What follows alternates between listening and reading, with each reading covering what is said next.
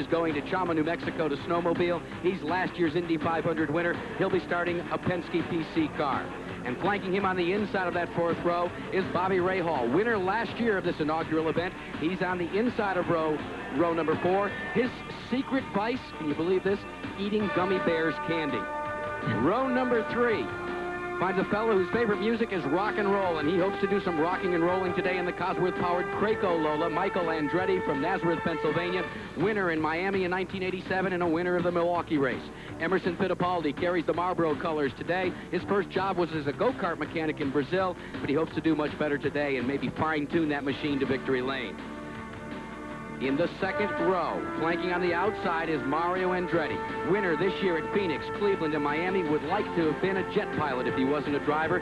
Came from Trieste, Italy, and he has rewritten the record book in IndyCar racing. And flanking him on the inside, the man that could be the long shot bet to win this race today, would like most to have dinner with John Cougar Mellencamp or Huey Lewis. It's Al Unser Jr.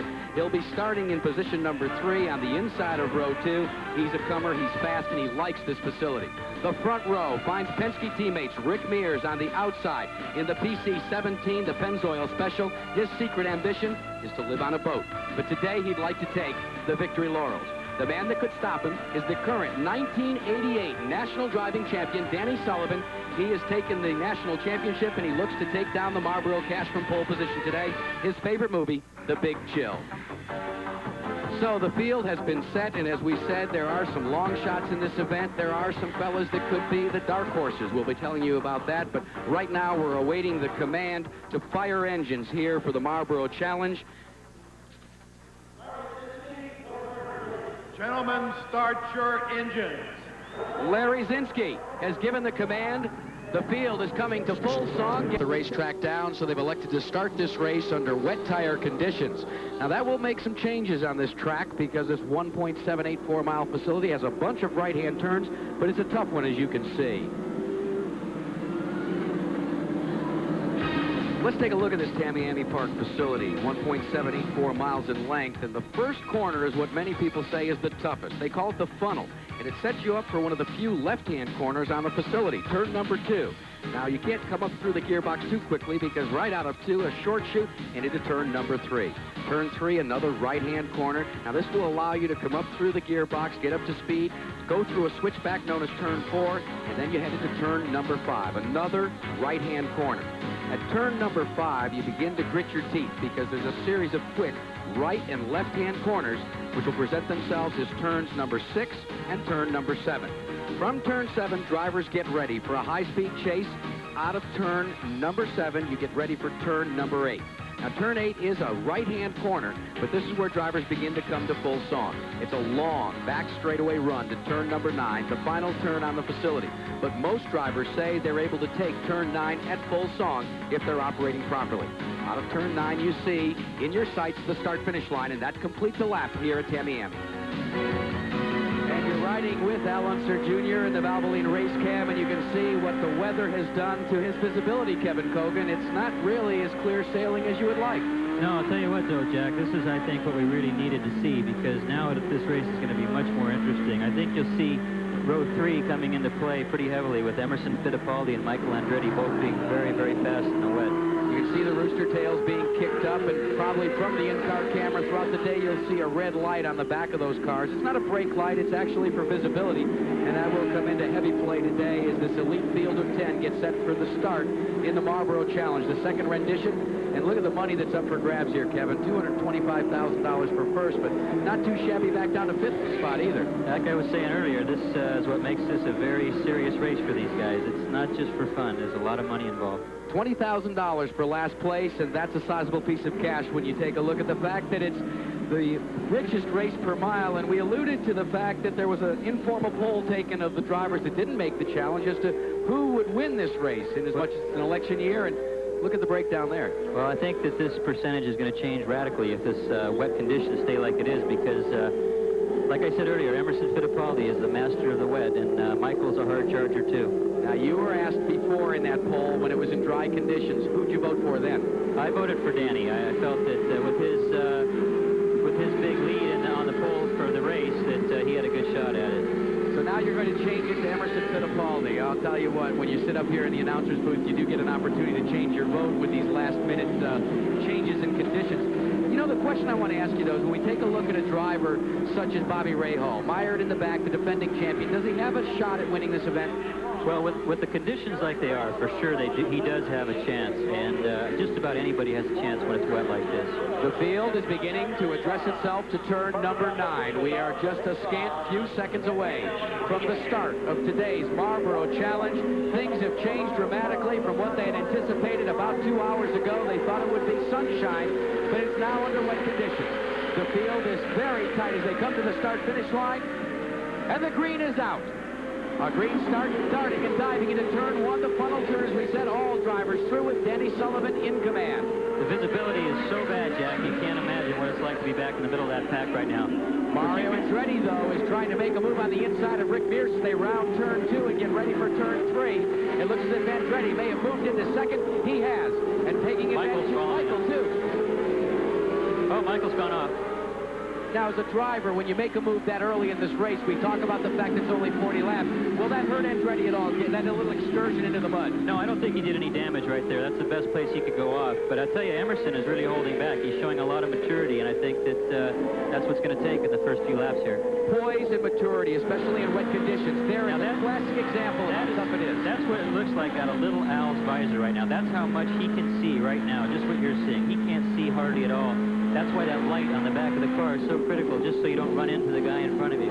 So in a way, we're in racing under braille conditions here at Tamiami Park this afternoon, just searching and seeking your way around as we look at Al Unser Jr. And I wouldn't want to bring a car up to full song into those conditions. It's probably the scariest thing you'll ever do as a race car driver is race in the rain, especially with somebody right in front of you, because you really can't see a thing. On the inside, trying to make a move for the lead was Mario Andretti. Andretti rounding out of turn 1. He tries to set up your leader, Danny Sullivan. Sullivan sees him in the mirror and maybe just does a little bit of blocking, but braking hard and going into that turn 2 area. Andretti takes the lead. I'll tell you, watch Mario. He's trying to stay offline, to stay out of the previous laid rubber. Everybody else is taking a normal line, but he's going wide around all the rubber that's been laid down earlier.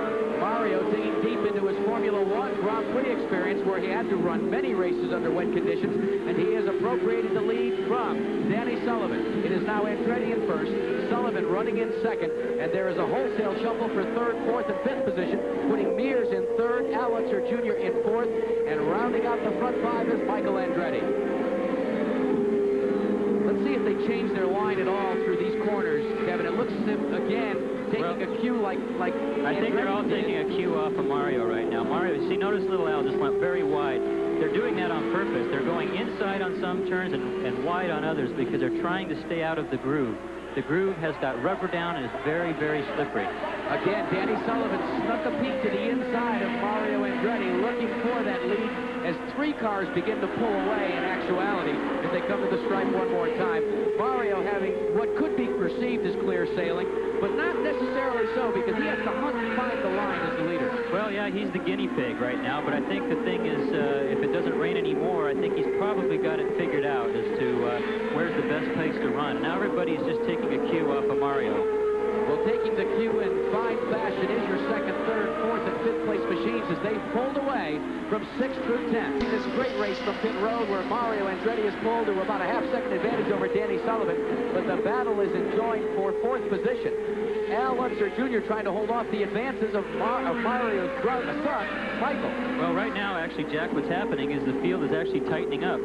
There was a gap between Michael and Emerson. Now, basically, it's anybody's race. I think that everyone's going to sit and wait for the other guy to make a mistake and see how the track improves or not. We talked about the wet conditions. Are there some butterflies as a driver when you first start a race in that situation? Well, it's very difficult to start a wet race, but you can see right there Michael's trying desperately to get by Little Al, and Little Al almost lost it just there. But it's very difficult to start a wet race because you just have no idea what the track is really going to be like until you run. Well, Mario Andretti did a fine job in taking the lead away from Danny Sullivan. Sullivan's teammate Rick Mears is directly behind Sullivan now in 3rd spot, and Al Unser Jr. holds on to the 4th position. Now, Unser is still looking for that outside line. He's still searching and going where many of the other cars are not going. It looks like maybe he's got a little secret there that he's trying to use to his advantage. Well, unlike normal conditions, this is kind of like motocross because there's several lines. You want to pick the line that works best for you. You're looking for the place that has the most grip, and in a wet condition like this, it's either inside the groove or outside the groove, depending on the corner, and there's a difference of opinion, but I'll tell you, everybody's staying right with each other, so it seems like they're all doing a good job. Many people alluded to the fact that possibly the Chevrolets would run away and hide from the rest of the brigade here today, but rain has become the equalizer, as we see. They started the race under wet conditions, everybody opting for the wet tires, and it seems to have done just exactly what Michael Andretti alluded to all weekend, that if this race ran in the rain, it could be anybody's event. Well, I agree with that somewhat, but I also disagree in that the Chevy is much more drivable as far as down low. The power, it doesn't come on all at once like the Cosworth does. So I would still pick a Chevy if it was me to race in the wet because it has much more drivability to it. We watch young Al Unser Jr. as he circuits around this course in 4th position, and here is a driver that is extremely hungry. He's a man that's won before this year, but with no wins right now, he is a hungry driver, I would think, Al. Oh, I don't know. I haven't eaten for 2 weeks, so I am starving to death, yes. No, I think we have a good car, and the team is ready to go racing this weekend, and so if we can get the car working really good, then we're going to give it the best shot we can at the Marlboro Challenge. Al Unser Jr. takes no prisoners, Kevin Cogan. Well, I'll tell you, it's an amazing fact over the history of the Unsers that when a lot of money's involved, somehow or another the wick gets turned up and they seem to really produce. So I'm not saying that they're cheap, but I've heard that before. Well, Al Unser Jr. was sneaking a peek to the inside of Rick Mears there in the battle for 3rd as we watch Mario Andretti. And again, he's showing an awful lot of smoothness and beginning to pull away from Danny Sullivan. Yeah, he is actually finally now just starting to get away from the rest of everybody. And I think it's just that he has so much experience in the wet. He was smooth. He drove to the front. Really didn't risk a whole lot, but he knew where to drive. He knew where the most grip was on the track, and that's really what got him into the lead. Well, remember, while there's so much money up front for the winner's share of this purse, it goes all the way back down as we talked about it. And here we see little Al Jr. trying to work around Rick Mears in that battle for the 3rd position. And the rain is beginning to accelerate here, and it's really beginning to come down, and this will just hurt visibility that much more. Well, it does, but actually it takes a little of the strategy out. I was waiting to see what was going to happen as the track was starting to dry a little bit, but now I think it's going to even it out again, and it's going to be just anybody's race still. That battle for 3rd continues, going to the outside and getting by is Al Unser Jr. Now he tries to he takes measure of Danny Sullivan. He looks to the inside here. What will it be as they go down in deep into the corner? Goes Al Unser Jr. A great move into those S's. That was a great move. He's very aggressive when it comes down time to put it all on the line. He's very, very good. He might not be the best qualifier, but I'll tell you, he really stands on it during the race. Can you hold anything back under these conditions? Well, actually, in the rain, that's what you're doing. It's a test of how much you can hold back and how fast you can go. It's very difficult. Well, Gary Lee has been down on pit side watching all of the activity, and let's check in with him. Gary? Look, we talked before the race. Danny Sullivan was the odds-on favorite, but the rain has become the great equalizer. Chuck Sprague, it certainly changes the strategy. What is he saying to you right now from the cockpit? Oh, we haven't been discussing much, actually. He's just trying to make do under the conditions. It comes and goes so quickly, it's hard to develop any sort of strategy at all. If you think, well, we'll run until the rain tires give up and then go to the dries, well, it might rain again. I mean, the skies here are completely unpredictable at this point.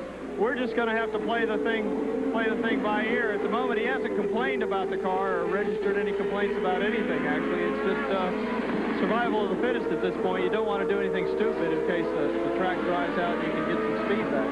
Actually, guys, in a survey of the crew chiefs down here, there's very little conversation going on between the cockpit and the pit area. Well, the drivers are very busy, Gary Lee, specifically Danny Sullivan in 2nd position. He's being trailed by Rick Mears, Michael Andretti, and now Raul Boisel have come into the hunt for that 2nd spot, and they are hammering on each other. Yeah, Raul's really charged up, and it's amazing that Rick right now is really challenging watching Danny. He's actually tried to go by him a couple times. Well, you know, we talk about the teammates there, the Mears-Sullivan combination, and in this particular race, whoa, Mears went very, very wide there. Obviously, he lost it going into that corner. Yeah, he got a little more slide than he was expecting, I can tell you. He went way wide that time.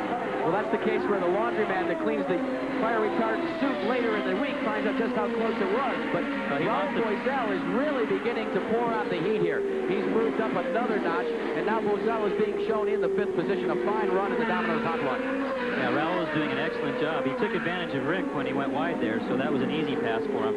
I think he's going to have a lot tougher time with Michael. Michael wants to move up also.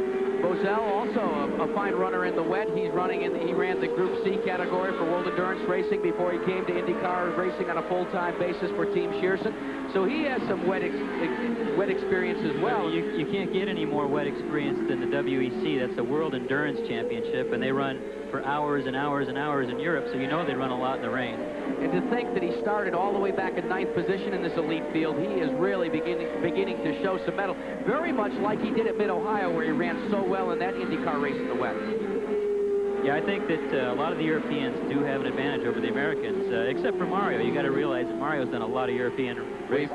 We've got a battle for the lead here as we come down into the corner. Mario Andretti looks in his rearview mirror. What does he see but number 6, the Valvoline Special of Al Unser Jr.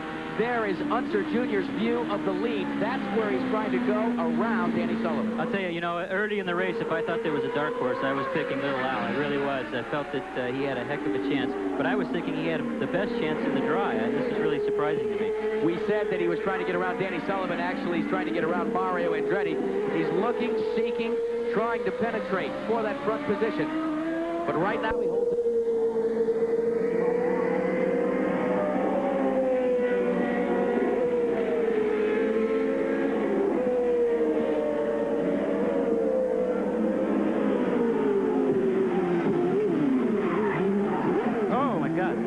Back at Tamiami, we've had an altercation in the corner. Your leader, Mario Andretti, has spun just as Al Unser Jr. was trying to get around him for the lead. That's just what Little Al was trying to do. He's putting pressure all the time on a veteran like Mario, and it paid off. But usually you don't see that happen. Little Al hammering and hammering and hammering, lap after lap, corner after corner. Mario Andretti spins the car out and gives the lead to Al Unser Jr. Shades of Emerson Fittipaldi and Al Unser Jr. at the Marlboro Meadowlands race, where they went after each other with Fittipaldi crashing into the retaining barrier. Well, I'll tell you, Little Al came out smelling like a rose on that one because he didn't expect Mario to spin. He just was putting pressure on him, waiting for him to make a slight mistake. I'm sure that nobody was more surprised than Little Al that Mario spun in front of him like that. This is why you call it the Marlboro Challenge. You have no room to rest, no respite at all. Let's take a look at it, Kevin, just exactly what occurred as they went down into the corner. It looks like Mario just really got a little too far out there and got a little bit into the wet stuff. I don't know, maybe Little Al might have touched him. That was pretty close. From that camera angle, it's very difficult to tell. It's so difficult ever to tell, as I'm very sure can attest to, whether you actually did hit a fellow or not when you're running in tight quarters. Let's take a look at it in the high camera there. And it's very difficult to tell, but I wouldn't be surprised if Little Al might have just barely touched him there. And yet, as we watch those replays, the one thing I was impressed with was the fact that as he began to spin, Mario Andretti was looking to his right, seeing where Little Al was. So obviously they were in close quarters and knew that something was about to give. Well, either that, Jack, or he was looking to see who might hit him. Because when you're spinning like that, you start to think about the safety aspect. Well, this race has now changed dramatically. The lead has been taken over by Al Unser Jr. And Danny Sullivan, who started on the pole, is now resting comfortably in 2nd position. In 3rd is Michael Andretti, as we pick up a battle here for the 5th spot. That's held by Rick Mears. I'll tell you something, Jack. It'd be amazing because this would be the 2nd race this year that Little Al won because he hit the person in front of him and put him out of his way this year. So if he wins this race, it'll be interesting if he actually did touch Mario. Well, we'll have to wait and see if he can maintain his front-running position. But as we watch Emerson Fittipaldi, who we both had said would be so terrific in the rain here, it's clearly evident that either the car is not up to full song or that he really just doesn't have the muscle that he needs to get up there and duke it out with the likes of Unser Jr. Well, one thing you have to realize about racing in the rain, Emerson is very good when his car is set up for the wet. He knows how to set it up, and you have to realize that most of these guys are expected to race in in the wet. Mario Andretti has refired his engine, and he is now circuiting around the racetrack. And Mario has not reported, there's no report that he will have to pit, so he will stay out there currently in the 9th spot. And that's a bitter pill for him to swallow, as this man is the fellow that got into the altercation and took over the front position. But even he's on the ragged edge. He almost lost it. I mean, Little Al is really trying hard. See, he's not holding back at all. He's almost spun it just a couple times since we've been watching him. So he is standing on the gas really hard. He wants to win this. They say for drivers to be the best at their best, to be at their best, they must go 11/10ths, and that seems to be the case with Michael Andretti at the present time, who's in 3rd spot. He is all over the back deck lid of Danny Sullivan, especially in some of the tighter corners. If there's another guy out there that is going to stand on the gas, it's Michael. I think that Danny's feeling the pressure right now. Let's go down to Larry Newber. He's got a story on pit road. Well, you know, maybe all the people we talked to yesterday knew more than all of us so-called experts. You know, your guy was picked in that informal poll as 2nd. What's he saying right now in the cockpit? He's awful busy. He's not saying anything. We're just trying to hang where he's done a great job, and it's kind of bad conditions out there. So, you know, there's a lot more race to run. The wet track conditions have really changed the pit strategy, Rick. What is it right now? Well, we plan to go about halfway, and we plan to do just about what we've tried to do all season. So we're just going to run the best race we can. Well, before the rain, Jack, Rick told me they were going to change 4 tires as well as put in that extra fuel. They were planning on a routine pit stop in an Indianapolis car race. Well, Larry, it'll be far from routine, I'm sure, as we ride in the Valvoline in-car camera here with Al Unser Jr., your leader. Visibility, Kevin Kogan, much better than before, but the track is beginning to show a groove as well, and that very well could portend maybe a change in strategy and tactics as we get ready for the mandatory pit stop. Don't forget, it comes between laps 10 and 32. Side of Danny Sullivan and takes over this runner-up spot. So now, Michael Andretti almost takes up the challenge that his spinning father left there on the mantelpiece for him. Well, Michael's been knocking on the door with Danny for a long time, and he's been putting the pressure on, and Danny's been driving very cleanly to keep Michael behind. I think actually you need to drive a little dirtier to keep an Andretti behind you like that. Boy, I don't know about that, Kogan. You mean to say that you have to do some more defensive driving to hold off the Andretti? It's all part of the business. As long as you can, you know, finishing second's a lot better than 3rd. Well, you can see the advantage, the separation between 1st and 2nd in that great shot as Michael Andretti seems to have maybe turned the wick up just a bit as he's pulled away from Danny Sullivan in 3rd. And Raul Boisella, great call to this youngster because he's done terrific in this race. Starting in 9th, he is now being posted in the 4th position. A great run for Team Shearson. He finished 3rd, filling in for an injured Roberto Guerrero in last year's inaugural challenge. I'll tell you, you know, Michael has a shot at catching Little Al because they weren't that far ahead, and I think Danny might have been holding him up just a little bit. So now he has a clear track in front of him, and it looks like he's making up a little bit of distance. It looks as if Danny Sullivan may be indeed holding up just a tad. Raul Boisel as well. Now, we were talking about tactics. Pit stops coming up shortly. It will play an important role in today's race, and it's the source of our very important quick fact for today in the Marlboro Challenge. Quaker State Quick Facts are brought to you by Quaker State Motor Oil. The big Q stands for quality. Always has, always will. One pit stop is required during today's race, and what happens during that stop, particularly with the fuel situation, could well determine the outcome. Now, CART has eliminated any strategy that can be employed by the teams, requiring the cars to start on full tanks or 40 gallons of fuel. 5 gallons are left in this fuel tank here in the pits to be added during the pit stop. Plus, you are required to stop between laps 10 and 32. Now, what this means is that the teams have absolutely no idea on their fuel mileage consumption, leaving the only swing factor is that very tempting boost control knob in the driver's cockpit. And what all this means is that this very, very rich race boils down to nothing more than a crapshoot. Well, right now, the man that is rolling the dice may indeed be Danny Sullivan and Raul Boisel. They are still enjoined in a terrific battle for the 3rd position that's held by Sullivan. And Sullivan is definitely not holding anything back.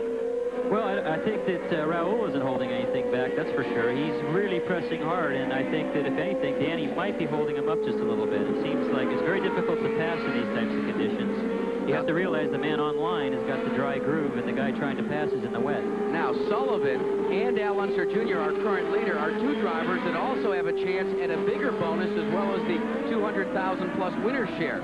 Because of the Marlboro Million, for the winner of 2 of the 3 races that have the Marlboro name all year, the Meadowlands race, the Marlboro 500, and this Marlboro Challenge. Those 2 drivers, as we look at Bozell getting around Danny Sullivan, have a chance at a $150,000 bonus. So Sullivan is seeing that go by the boards as Unser Jr. continues to lead. He very well could begin to count his money, but he better not as Bozell begins to pick up the pace. Al Unser Sr. has now been lapped by your 1, 2, 3 combination. He is definitely off the pace. Al Unser had the opportunity to help his son out a little bit, and he decided to let everybody go at it and race. But here is your leader out front. Visibility, as we said, somewhat in question as the track is beginning to dry. But Michael Andretti has made up almost 4 seconds in the last 2 laps, and he is right on the rear wing of Al Unser Jr., your leader. This is a battle for the front spot. This is what it's all about right here. Both of these guys are hard chargers. This is for a lot of money, and I know right now that Michael is going to be very, very aggressive. Now, Larry Nuber talked about the crapshoot on pit road in terms of fuel. When you're in a battle like this, do you have a tendency to go to the boost a little more? Try it right here.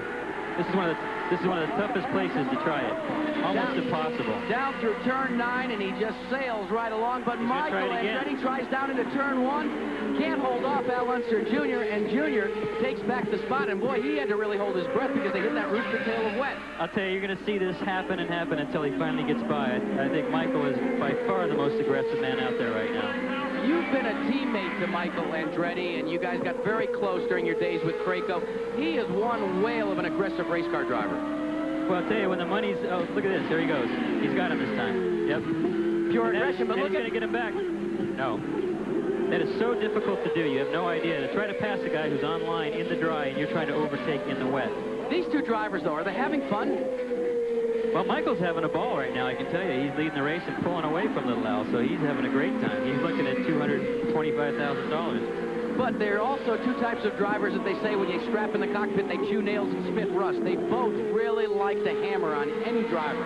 That's true, but I can tell you that Michael will try and try and try. Little Al might sit and wait for his shot, but Michael will just continually give it every time he can, every time he sees an opening. You saw how many times he tried to pass Little Al, and he just kept persistence. Throughout the week, Michael Andretti was quoted in the media around here as we look at Raul Boisel, who's now being posted in the 3rd position, as saying that if this race was run in the wet, that he would be a primary contender for the lead and for the victory. That seems to be the case right now, despite the fact that you can begin to see that the groove is drying up very nicely. And it's amazing to me that the groove is so dry and still the passing is going on, because the passing has to be done off that groove that's dry and done in the wet. So that's the amazing part. As we look at the cars, though, it looks as if in the dry conditions, some of these teams are beginning to pull away. There's a little bit more separation than we saw when it was actually in the wet. So, you know, I've got to say that, as you said in our open, that if we had a little bit of rain, we might have a real contest here in this Marlboro Challenge. Well, you know, also Michael really improved quite a bit in qualifying on Saturday from Friday, so he might have a very good setup with these wet tires on the dry track. It just might be handling very nice and neutral for him, and he might just, like I said before, you're kind of picking and choosing your way around the racetrack, and he's doing it better than anybody right now. And the thing that both Andretti and Unser will have to contend with very shortly is a dwindling fuel supply. They'll have to make a decision in consultation with their crew chiefs as to when to bring their cars in. If you were the leader, Kevin Kogan, when would you bring them in? Well, I would try to leave it as late as possible, because it's possible that it might dry out enough to where you could go to dries. If it was me, I would try to hold off as long as I could run and see how the track develops. Well, to be able to even keep up with Little Al and Michael, who are currently on wets and he's on slicks. So that's where you have to make your decision from, with what's happening right there. And it doesn't look like the right decision right now. So Barry Green, who told Larry Nuber that they're going to elect to go to slick tires, he may be watching this as well, as Sullivan mired back in 8th place. We told you he was the early leader. And several more. A spin, Sullivan into the corner. And could have been the wet. Yeah, I'm sure it is. You know, it's too hard to race on slick tires in any kind of water whatsoever. And there's puddles all over the place, and I'm sure that's what happened. In the meantime, Bobby Rahal has come onto pit road, and he's will take up slicks as well. This could be a race of attrition if everybody goes with dries and has the problem that Sullivan just had. Here's your battle for the lead. Al Unser Jr. No, he's going into the pits. Michael Andretti is presenting himself on pit road, and he will give the lead back to Al Unser Jr. But let's watch the action on the Craco team, and let's go to Larry Nuber for the call. Larry? Barry Green and crew are ready and poised to go. Michael Andretti, who has not won a race yet in 1988, could to see his day finally. They elect a 4-tire change. As expected, they go to the dry tires. They think that Michael can handle these slightly wet conditions. They expect to drive more. They're in and out. It's a very efficient mandatory pit stop here in this year's challenge for Michael Andretti. 13.2 seconds, a fine stop. We got a quick glimpse of Danny Sullivan. There he is. He's out of the car, somewhat dejected, but he's got a fine payday still with the national championship. Yeah, he's had a great year, but I'll tell you something. You know, Michael was going to school on Danny. You'd think he would have figured out that Danny on slicks right in front of him was not going as fast as he was on wet, so maybe Michael knows something that Danny doesn't. Well, Emerson Fittipaldi in and out of the pits as well, and it looks as if he's elected to go to slicks, and it could be the fact that many of these crew chiefs, as we heard, were really debating as to how far to run the string out in terms of fuel, lap 32, and really didn't contend with the slicker dry tire situation. Yeah, I would have tried to keep it. Little Al just came into the pits. And now Little Al Jr. and Mario Andretti are on pit road, and let's see what the Rick Gallis team will choose to do in terms of tire combinations. Let's go to Gary Lee. Gary? Well, Jack, there has been some indecision on the part of the Valvoline Gallis crew. They were going to go to racing slicks. At the last moment, just before he came in, they took those off the pit lane and went to the rain tire. Then they made another decision to go back to the slicks. So now he's on slicks. Al Unser has made the stop. He is on slicks. And here's Michael Andretti now. He's going to challenge for the lead. As you can see in the upper right of your screen, it is Al Unser Jr. coming out of pit road. He is out ahead, but Andretti is now close to within breathing distance of that front position that he's held earlier today, and now he'd like to reappropriate from young Al Unser Jr. Well, Little Al has a tremendous advantage here now because people were able to pass in the wet from a guy who was leading in front of him because they had wet tires on. Now, you're going to have to try to pass on the wet track with slick tires from a guy in front of you who's on a dry groove. It's going to be very difficult to do. You can see right there. But he is hanging it out, literally, as they work down into beneath the Nissan Bridge with Al Unser Jr., your leader. Michael Andretti has turned the wick up for the final laps here, running over the ripple strips through the corners, trying to straighten out this circuit. And now he looks to the inside of Al Unser Jr. and just about spun the car out. That's exactly what I'm talking about. Michael is going in the wet to try to pass Little Al on the dry. It's very difficult. And the fellow that has probably the best shot of all this action, young Andretti over Unser, but both of them slicing through this traffic like a hot knife through butter. Yeah, actually, Michael pulled out just for a second, but now he has more traffic to contend with. I think he's going to have a very difficult time. He has to not only think about getting around the guy in front of him, but what Little Al's going to do behind him, because Little Al is going to try every chance he can to take advantage of Michael's misfortune, if he has any. And that is the battle for 4th and 5th position directly in front of your lead contingent. So there are battles right here as we work through turn 6 and 7. Raul Boisel and Rick Mears battling for 4th and 5th. And your front runner, Michael Andretti, trying to use that battle in that race traffic to hold off Al Unser Jr. Now, he gained a little bit of an advantage as he went around Rick Mears. Yeah, I was surprised that Rick let him by like that because he was racing for Raul for position. So, you know, nobody wants to give up anything because there's a lot of money involved even for 4th and 5th spot. We can count the laps on 2 fingers. There are less than 2 laps to go, and it is Michael Andretti looking to pick off where he ended last year here in Miami when he won the race. And here's Al Jr. going to the inside. Oh, he almost slammed the door. He did lose it. He's going to hit. He did lose it. Hitting very hard is Al Unser Jr. There's a tremendous amount of water. That was right in front of us here, and there's actually running water across the track, and Al ran just a couple feet offline. And there's the look from the team, and there's the look from the race car. Through turn 9, as we said, all day, you can run literally flat out if you're operating well. And they say close is only good in horseshoes and hand grenades, and close was not good enough for Al Unser Jr. today. He has crashed badly in turn 9. The yellow station is being shown in turn 9, and now it's all Michael Andretti in these final few laps of the Marlboro Challenge. The pressure is off of Andretti. This is the white flag lap for young Michael.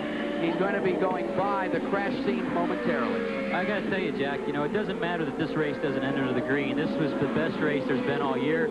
I mean, that was an incredible dice, back and forth, and Little Al did not ever give up. Michael never gave up. And, you know, it just shows you by Al Jr. crashing, which he doesn't do that often, how hard he was trying to get by Michael. And this will be a victory for Cosworth Power. This is the team that's worked so hard with the new Cosworths.